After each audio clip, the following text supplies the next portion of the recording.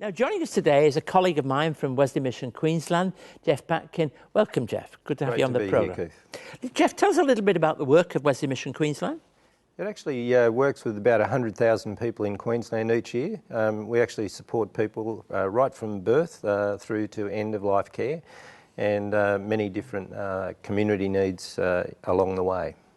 Are there any areas that you are particularly feeling that, that's something we do really well? I actually had a phone call this morning just before coming here, and from Helen, who is the manager of our disability support services. She rang me and said, I've just had this amazing experience talking to a man and a woman.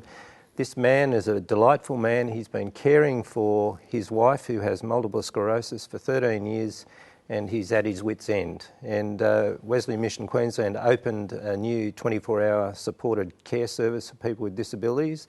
And she was actually working with those two people to figure out how we can provide respite and support services actually in this new facility to make a really big difference in that person's life. I mean, I've been here 11 years and you've been here somewhat longer in your appointment in Brisbane for Queensland. And sometimes in these jobs it takes quite a lot of time, doesn't it, to get in, to navigate your way around the whole...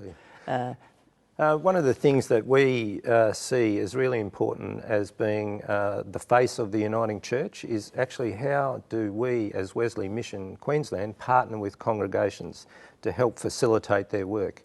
So partnerships for us is a really, really important thing. One of the other services that we're just in the process of opening at the moment is called Hummingbird House.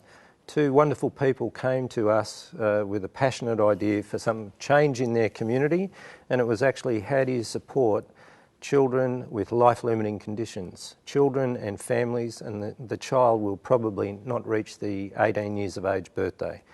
And as a result of their passion, their drive, and a partnership with our organisation, we've recently opened Hummingbird House, and we're providing 24-hour supported care and respite care for families, and particularly for children and families towards the end of a child's life. Well, we do want to wish you well in that project and all the work you do in Queensland, but I always try to scratch, if you like, beneath the surface to ask a person what motivates them in their life, their leadership, the work that they do. What is it that most motivates you?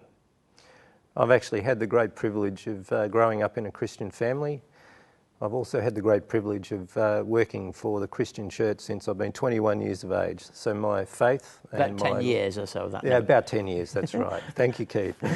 My faith and my life and my work joined together in a unique way, and I have a great privilege in leading an organisation where we actually try and live the essence of the Christian gospel. And for me, one of my favourite passages is from Micah. What is it that the Lord requires of us? To do justice, to walk humbly with God, and to live with mercy. And position for us at Wesley Mission and for yourself in Brisbane, being in the city centre, it is really an important statement, isn't it? It would be so easy to think, we don't have a presence in the city centre. Cities need people, don't they? The Albert Street Church, which is our spiritual home, was built 125 years ago. And right from its founding building, it's been about how does that church meet the needs with the people who are around the church. And as a result of that church being built 125 years ago and people looking to worship, witness and service in the community, Wesley Mission Queensland has grown and developed, and we now support 100,000 people all around Queensland, and we actually operate a national service where we support 7,500 members of the deaf community throughout Australia. And we've had links through Lee and Taylor all down the years between our two cities. And I know this country likes to think it's in its states, but we are best as one when we work as one. But one of the things that I'm passionate about is the work with those people who are forgotten, those people who are marginalised and pushed to the edge. And I know that's something that you are engaged in too, isn't it?